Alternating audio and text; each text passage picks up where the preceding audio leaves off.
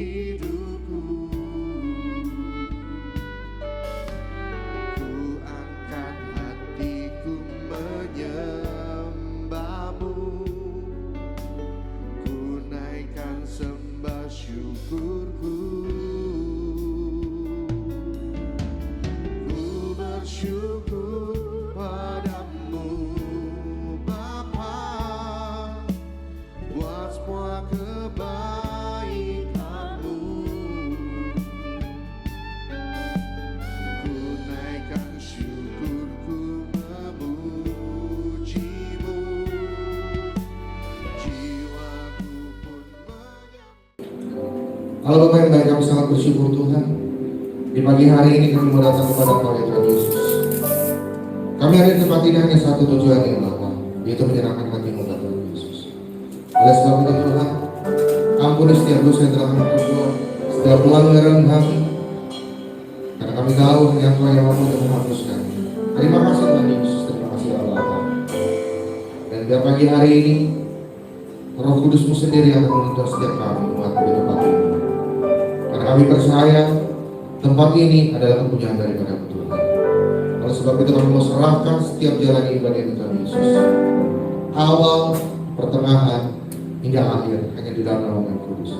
Di dalam nama Tuhan Yesus Kristus, sama-sama kita katakan amin, amin. Beri tepuk tangan yang paling meriah bagi nama Tuhan Yesus. Setiap hari kita mau sembah Tuhan. Haleluya.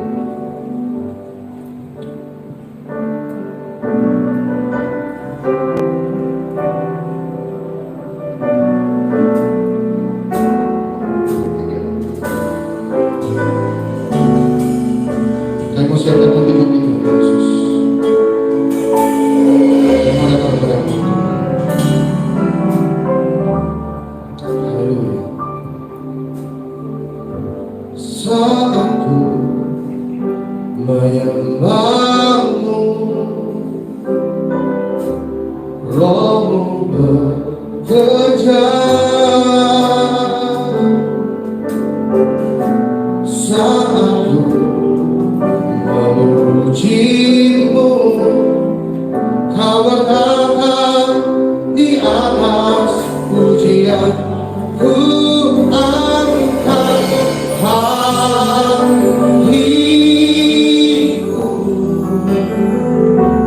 ku pandang kekudusan-Mu. Saat ku sembah,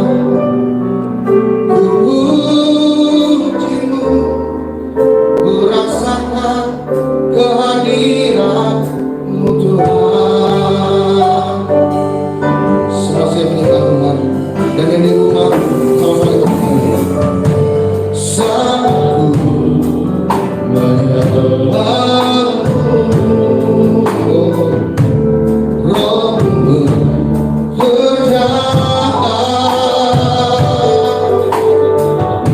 Saat ku memujimu, Kau bertahan di atas pujian. Ku angkat hatiku,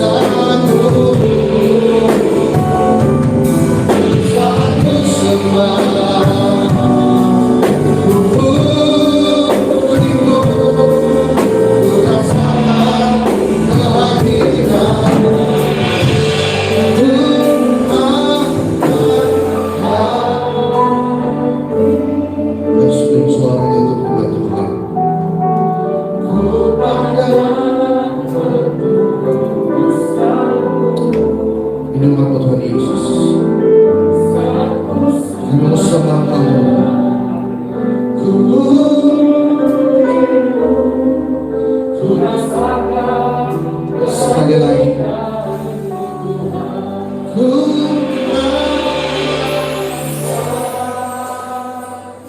Kami mau angkat tangan kami Tuhan Yesus. Atas segala yang sudah Kau lakukan dalam setiap kehidupan kami. Apa yang sudah Kau lakukan dalam setiap kehidupan keluarga kami. Setiap pekerjaan kami. Setiap pelayanan kami Bapak. Terima kasih Tuhan Yesus. Tidak ada kata yang habisnya untuk kami untuk bersyukur. Dan tentu kami menyatakan bahwa Engkau Allah yang sangat luar biasa baik. Terima kasih.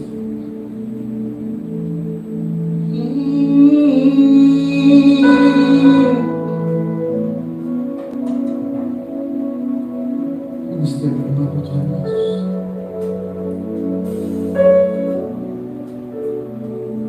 Oh,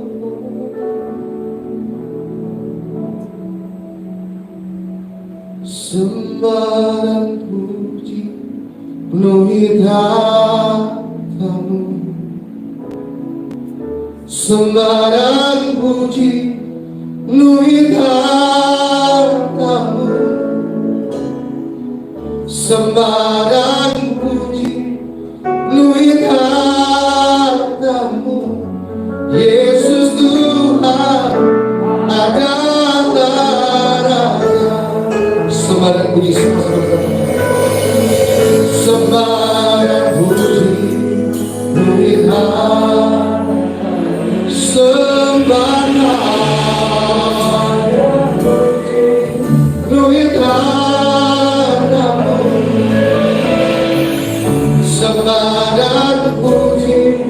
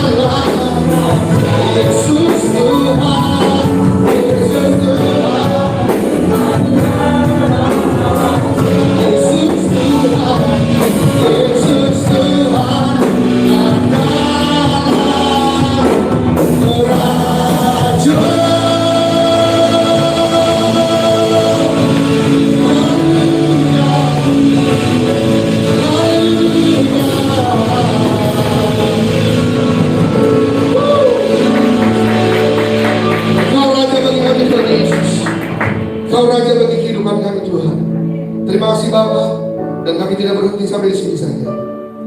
Kami mau terus memuji Engkau Tuhan di tempat ini. Terima kasih Bapa, dan semua yang kami serahkan hanya di dalam nama yang kudus. Dalam nama Tuhan Yesus Kristus sama-sama katakan amin. Haleluya.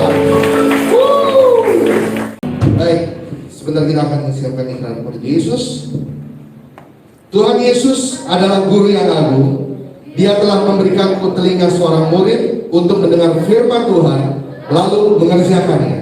Seorang murid tidak lebih daripada gurunya, tetapi barang siapa telah tamat pelajarannya akan sama dengan gurunya. Tunduk kepada Tuhan yang tidak kelihatan adalah kewajibanku sebagai seorang murid Yesus, ditandai tunduk kepada pemimpinku yang kelihatan. Haleluya. Silakan dulu Bapak Ibu sekalian, bilang Tuhan, hamba yang sudah ada di tengah kita, mari kita siapkan hati kita. Sebentar kita akan dengar bersama dengan Tuhan. Apa yang Tuhan mau setiap kehidupan kita. Terima kasih Tuhan Yesus. Terima kasih Bapa. Kami bersyukur pada Tuhan Yesus. Engkau lah Allah yang sangat luar biasa dalam kehidupan kami. Kami Tuhan. Terima kasih Tuhan Yesus. I am here because of your love. I am here because of your Lord Jesus. I am so thankful for your grace abounds. Sekali lagi katanya, I am here because of your love. I am here because of your love, Lord Jesus. I am so thankful for your grace abounds to me. Thank you, Jesus.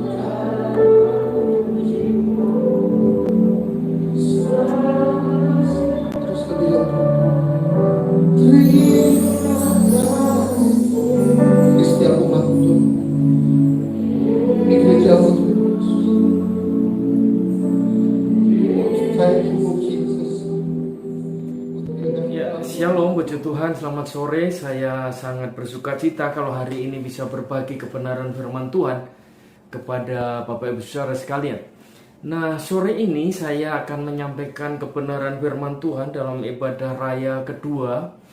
Dan apa yang saya sampaikan ini tidak jauh berbeda dengan apa yang saya sampaikan tadi pagi dalam ibadah raya gereja GKIHK Kota jam 10 pagi. Nah, sore ini di ibadah kedua ini saya ingin berbagi hal yang tidak jauh berbeda. Pada prinsipnya adalah sama, tetapi saya rindu Anda pun tetap diberkati dengan kebenaran firman.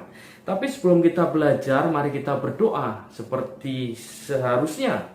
Karena kita anak-anak Tuhan yang membutuhkan pertolongan Tuhan. Karena doa itu berarti kita mengandalkan Tuhan dan berharap kepada pertolongan Tuhan. Bapak sudah kasih Tuhan, mari kita berdoa. Bapak berkati dan urapi hamba-Mu, juga semua yang mengikuti ibadah pada sore hari ini. Kami diberkati dan kami terus bersemangat di dalam Tuhan. Kami siap belajar firman-Mu, urapi hamba-Mu dan semua kami yang mengikuti ibadah sore ini di dalam nama Tuhan Yesus Kristus. Sama-sama berkata, amin. Nah, Bapak sudah dikasih oleh Tuhan, di akhir bulan kemarin tanggal 30 saya berbicara tentang transformasi. Nah, transformasi itu menyangkut 3 hal. Yang pertama adalah pemulihan hubungan. Yang kedua, transformasi itu berbicara berjalan bersama. Yang ketiga, transformasi itu mengikuti agenda Tuhan, bukan agenda kita. Pemulihan hubungan tentu saja dengan Tuhan, tapi juga tidak hanya bicara tentang pemulihan hubungan dengan Tuhan. Orang yang mengalami transformasi, dia pun akan dipulihkan hubungannya dengan sesamanya. Yang kedua, bicara transformasi itu juga berbicara tentang berjalan bersama dengan Tuhan, mengikuti apa yang dimaui Tuhan. Bila engkau tak besertaku, ku tak mau berjalan. Ku perlu Tuhan, pimpin langkahku dengan kasih karunia-Mu. Pimpin langkahku setiap waktu, berjalan dalam Roh-Mu. Nyatakan Tuhan kemuliaan-Mu dan berjalanlah denganku. Itu kata pujian. Itu adalah doa Musa. Kalau engkau gak menyuruh aku berjalan, maka aku pun tidak berjalan. Sama seharusnya sebagai anak Tuhan. Kalau Tuhan gak menyuruh kita, ya kita gak usah melakukan sesuatu. Artinya apa? Hidup kita mengikuti. Kalau dia berkata maju, kita maju. Dia suruh kita berhenti, kita berhenti. Kita suruh berkata, kita berkata. Kita disuruh diam, kita ikut diam. Kenapa? Karena dia adalah Tuhan. Nah, sore ini saya berbicara tentang pemulihan hubungan.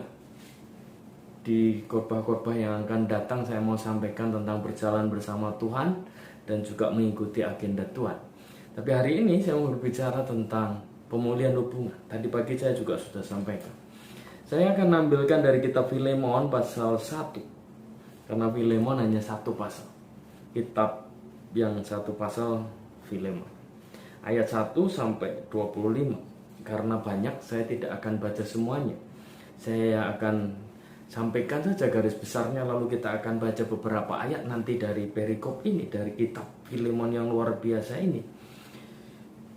Filemon adalah teman sekerja yang disebutkan oleh Paulus.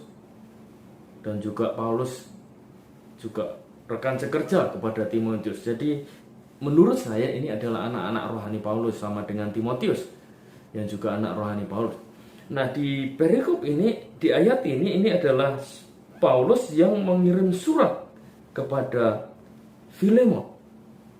Dan di awal surat selalu ada ucapan syukur, selalu ada kata-kata positif, selalu ada kata-kata berkat yang disampaikan oleh seorang Paulus meskipun ada di dalam penjara.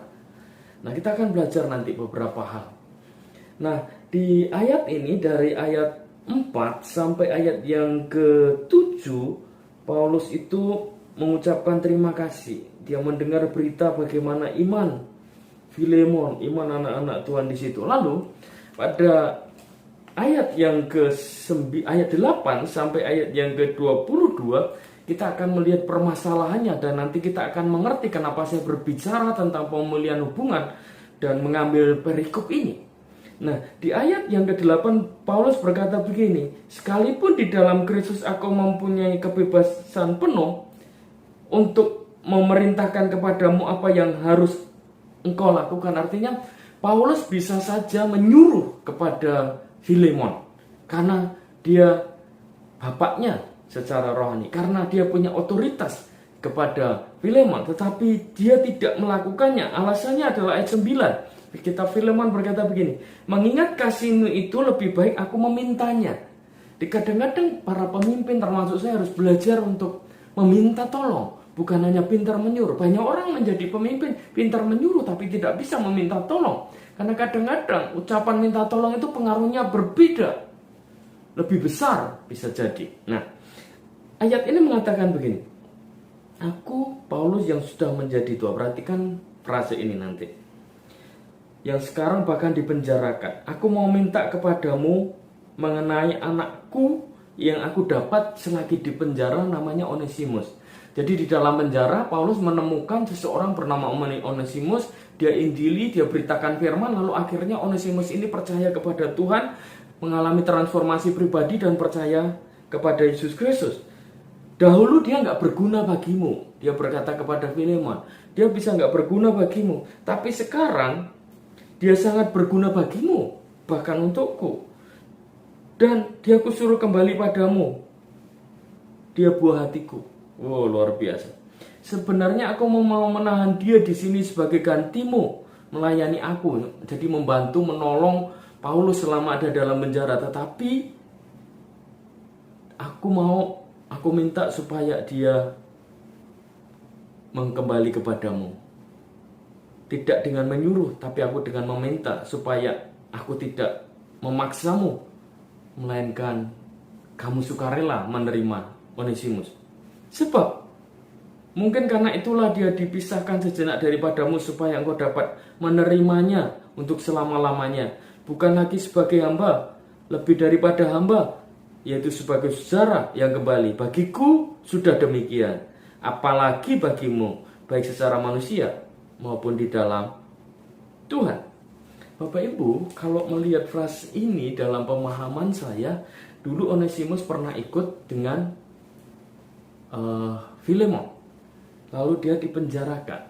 Menurut beberapa versi para ahli Alkitab, kemungkinan besar Onesimus itu melarikan uang, memakai uang sebagai hamba dari Filemon. Jadi dia membawa lari uang gitu. Jadi dalam hal ini Filemon dikecewakan oleh Onesimus, hambanya yang membawa pergi hartanya. Lalu barangkali ini coba diurutkan rangkaian dari ayat tadi ini, dia ketemu Paulus di penjara, lalu menerima Yesus Kristus, dan Paulus memberikan dirinya menjadi jaminan kepada Filemon supaya dia menerima Onesimus. Terimalah dia kembali. Walaupun dia sudah mengecewakanmu, terimalah dia kembali. Dia buah hatiku. Terimalah dia kembali karena dia berguna bagiku dan juga berguna bagimu. Bahkan Paulus menganggap begini, ayat yang ke-17, Paulus berkata begini, kalau engkau menganggap aku sebagai rekanmu seiman, terimalah dia seperti aku sendiri. Jadi Paulus memberikan dirinya kepada Filemon untuk menjadi jaminan supaya terima lagi Onesimus. Terimalah dia seperti kamu menerima aku. Dan kalau dia sudah merugikanmu, merugikan engkau, ataupun berhutang kepadamu, tanggungkanlah semuanya itu kepadamu. Artinya Paulus yang akan membayarnya. Dia mungkin sudah mengecewakanmu, tapi aku akan membayarnya bagimu. Ya saudaraku, semoga engkau berguna bagiku di dalam Tuhan. Hiburkanlah hatiku dalam Tuhan. Dengan percaya kepada ketaatanmu dan kasihmu aku menulis surat ini. Aku tahu lebih dari permintaanku ini akan kulakukan. Dan dalam pada ini bersedialah juga memberi tumpangan kepadaku, karena aku harap oleh doamu aku akan dikembalikan kepadamu. Jadi Paulus berdoa nanti kalau dia keluar dari penjara, dia pun diterima oleh Filemon. Perikop ini, ayat ini, kitab ini tidak hanya berbicara soal Filemon, tidak hanya berbicara soal Onesimus, tidak hanya bicara soal Paulus, tapi soal kasih Kristus kepada anak-anaknya. Bapak saya menyampaikan pesan sore ini tentang pemulihan hubungan ini, karena Sebagai gembala saya melihat, saya mengalami, bahkan saya juga ada di dalamnya dalam proses pengembalaan gereja kita yang sudah 5 tahun ini, bagaimana hubungan-hubungan kita ini diatur oleh Tuhan sedemikian rupa supaya semua dipulihkan. Saling berbeda pendapat, kadang gak bisa menerima kembali orang-orang yang mengecewakan kita, tetapi karena kasihnya maka semua dipulihkan. Itu yang terjadi. Paulus mengalami kasih Tuhan sehingga dia juga bisa mengimplementasikan, menyatakan kasihnya kepada sesamanya, kepada orang sesama manusia yang sama-sama ditebus oleh Yesus Kristus, walaupun orang itu mungkin pernah mengecewakan. Itu tidak mudah. Tapi yang tidak mudah bukan berarti kita tidak bisa. Nah, kita akan belajar 2 hal. Bukan dari Onesimus, bukan dari Filemon, tapi dari seorang Paulus yang menuliskan surat kepada Filemon supaya dia menerima kembali Onesimus, hambanya yang mungkin berutang, mungkin melarikan uang dan sudah mengecewakan. Filemon. Tema saya hari ini adalah pemulihan hubungan. Dan Bapak Ibu saudara sekalian yang mengikuti ibadah ini, mari lihat konteks yang saya bicarakan ini dalam konteks pemulihan hubungan yang sudah dikerjakan oleh Tuhan. Kalau berbicara tentang Tuhan, Yesus sudah mati buat kita. Yesus disalib bagi kita, menjadi pendamaian bagi kita, menjadi pengantara antara kita dengan Tuhan. Dia sudah menjadi jalan supaya hubungan kita dengan Tuhan dipulihkan, dosa kita dihapuskan, hidup kita dipulihkan, diri kita ditebus oleh darah Yesus supaya kita punya hubungan yang pulih kembali kepada Tuhan. Nah, masalahnya adalah hubungan kita dengan sesama pada saat ini. Dengan Tuhan oke, kita bisa mengampuni. Tapi dengan sesama belum tentu kita bisa tetap hadir di gereja dan bertemu dengan orang yang sudah menyakiti hati kita. Dan kita berkata, aku mengasihimu, aku mengampuni. Oh, tidak mudah itu. Nah, hari ini saya mau berbicara tentang pemulihan hubungan dan kita belajar dari seorang Paulus. Perhatikan di ayat yang ke-9, Paulus berkata begini, aku Paulus yang sudah menjadi tua, lagi pula dipenjarakan karena Kristus Yesus. Aku sudah tua, bahkan aku dipenjarakan. Perhatikan seorang Paulus. Kalau Anda baca kitab, hampir 13 kitab di dalam perjanjian baru. Karena Ibrani itu masih menjadi perdebatan para ahli Alkitab, apakah itu Rasul Paulus atau bukan yang menulis. Tapi anggaplah itu masuk di dalam tulisan Paulus. Ada 13 kitab perjanjian baru yang ditulis oleh Rasul besar yang luar biasa ini, yang menemukan Tuhan, mengalami perjumpaan Tuhan di dalam perjalanan menuju Damaskus untuk dia menganiaya jemaat Tuhan. Justru dia ketemu Tuhan. Paulus adalah orang yang dulu menganiaya jemaat, lalu dia mengalami dianiaya oleh karena dia mengasihi Kristus. Berapa kali di penjara, karam kapal, dicambuk, dianiaya, digigit ular beludak walaupun tidak mati, mengalami banyak penderitaan karena Yesus Kristus. Nah, di ujung hidupnya ketika dia menulis surat kepada Filemon, makanya dia berkata, karena aku sudah tua. Bapak Ibu saudara, perhatikan kata tua ini dan tolong dikasih tanda petik, di bold, dikasih tebal, di garis bawah. Kata tua di sini tidak hanya berbicara soal umur yang tua. Paulus bukan hanya tua secara umur. Maksudnya begini, karena banyak orang Kristen tua secara usia, umurnya cukup banyak, umurnya cukup senior, tapi dia tidak punya pengalaman dengan Tuhan. Jadi ayat ini menurut saya lebih berbicara tentang aku Paulus yang sudah mengalami banyak pengalaman bersama-sama dengan Tuhan. Pengalaman dianiaya, pengalaman dikejar-kejar, pengalaman di penjara, pengalaman dilempari batu, pengalaman digigit ular. Yang walaupun akhirnya setelah digigit ular, dikira dia mati, dia nggak apa-apa, dikira dia dewa. Baca aja di Kisah Para Rasul. Paulus berpengalaman dan matang dalam Tuhan. Dan sampai hari ini bahkan dia menjadi teladan buat orang-orang Kristen. Hampir semua pola hidup Kristen hari ini dilandasi, diinspirasi oleh kitab-kitab tulisan Paulus. Apa yang bisa kita pelajari dari pemulihan hubungan ini? Dari sisi Paulus, saya mau sampaikan, kita butuh orang-orang untuk menjadi teladan kita. Sebagai pendeta, saya juga butuh senior, butuh orang yang menjadi teladan saya, figur dan contoh saya. Ya beberapa orang satu organisasi dengan kita sama-sama JKI, beberapa orang tidak. Tapi buat saya orang-orang senior itu sudah memberikan inspirasi untuk saya hidup benar dengan Tuhan. Jangan pernah merasa hebat dan bisa kuat berjalan sendiri. Kita butuh orang lain untuk kita bertumbuh di dalam Tuhan. Kita butuh diajar, kita butuh dituntun, kita butuh digandeng, kita butuh diajar. Tidak ada orang yang tiba-tiba bisa, tidak ada orang yang tiba-tiba mampu. Kalau boleh jujur disuruh menggembalakan, saya tidak cukup mampu. Saya sadar, saya mengerti siapa saya. Saya butuh orang lain selain Tuhan tentu saja, yang ngajari, yang mengingatkan, yang mendidik kita, yang menjadi contoh. Kadang-kadang mereka nggak berbicara langsung dengan saya. Saya melihat khotbah mereka, saya mendengarkan mereka bicara, saya melihat cara hidup mereka, dan saya belajar bagaimana supaya saya mengikut Tuhan dengan ketulusan, dengan jujur, tanpa intrik-intrik untuk kepentingan diri sendiri. Karena akhir zaman menyedihkan sekali, banyak hamba Tuhan mementingkan dirinya sendiri, memperkaya dirinya sendiri, membuat dirinya seolah-olah dia Tuhannya.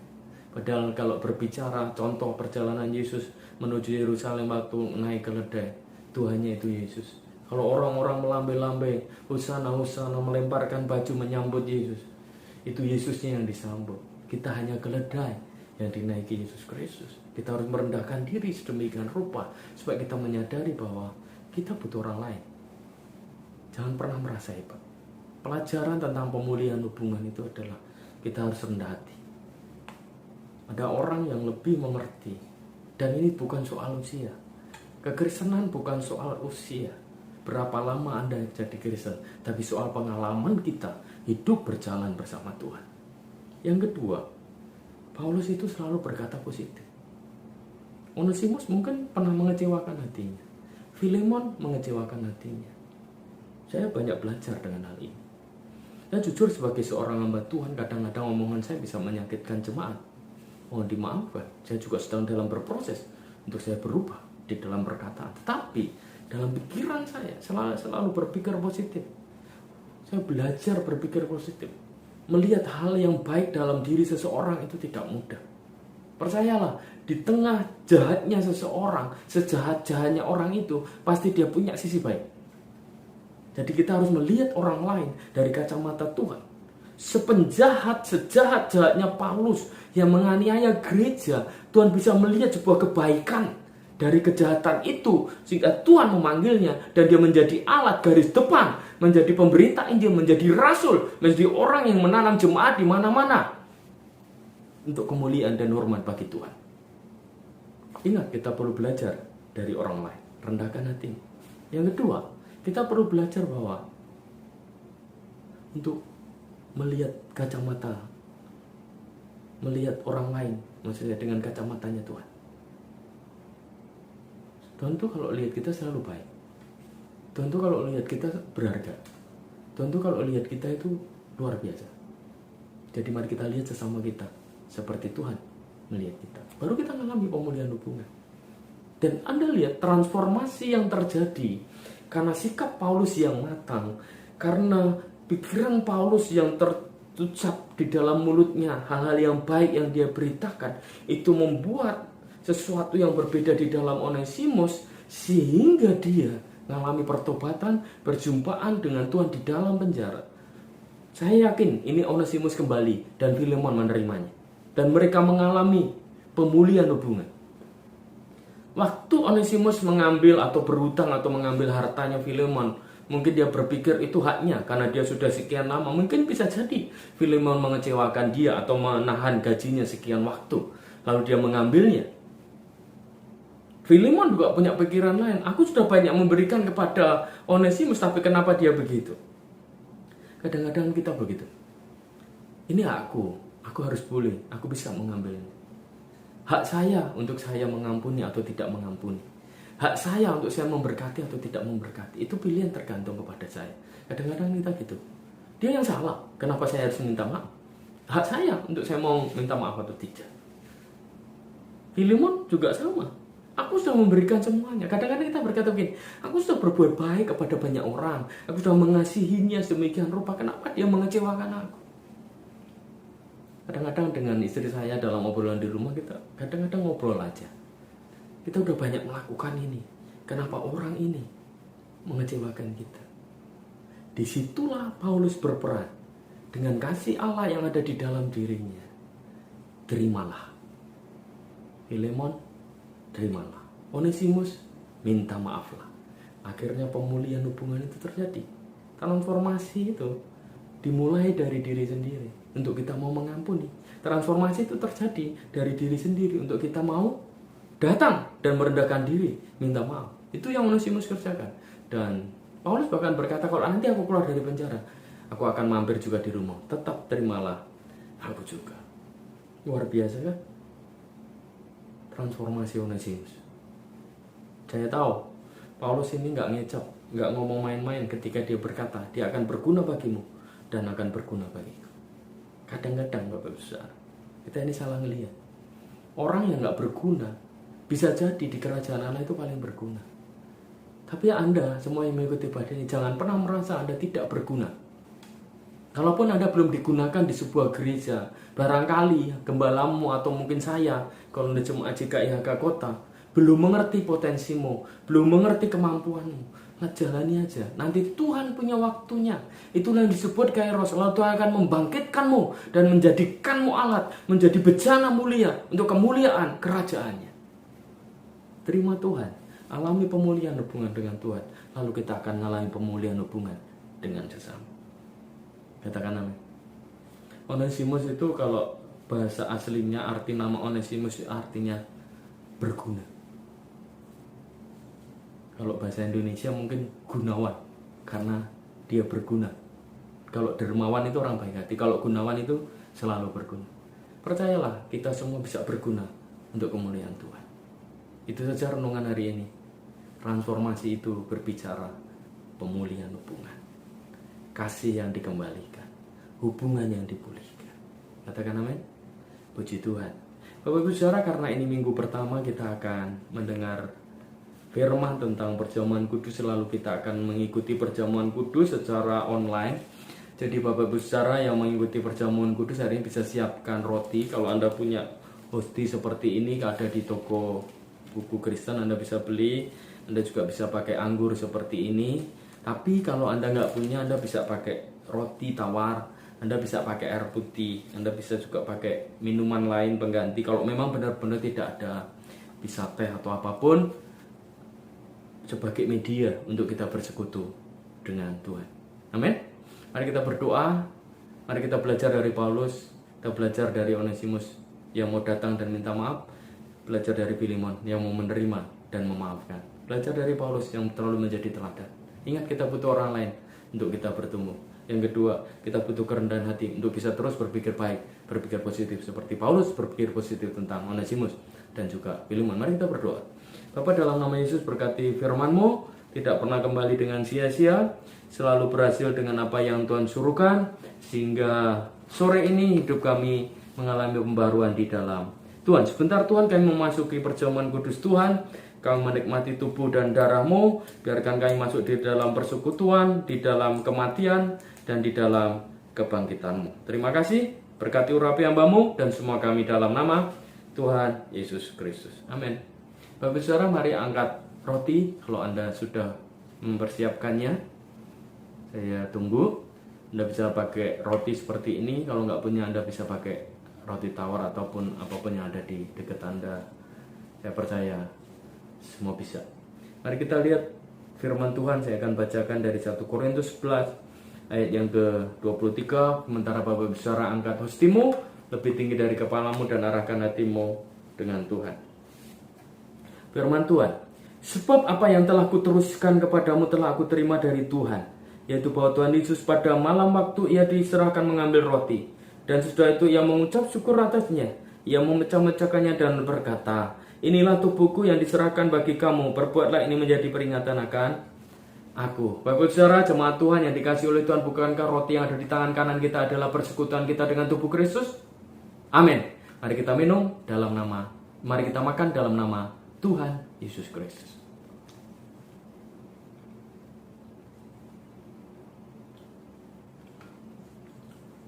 Mari angkat cawan anggur lebih tinggi dari kepalamu, dan sekali lagi dengarkanlah firman Tuhan.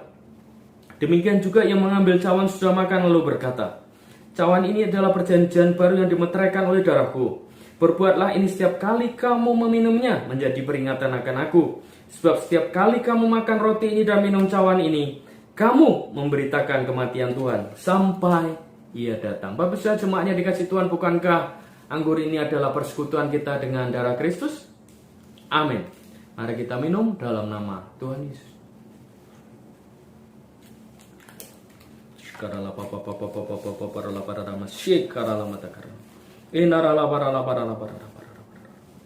Mari angkat tangan Bapak Ibu Saudara.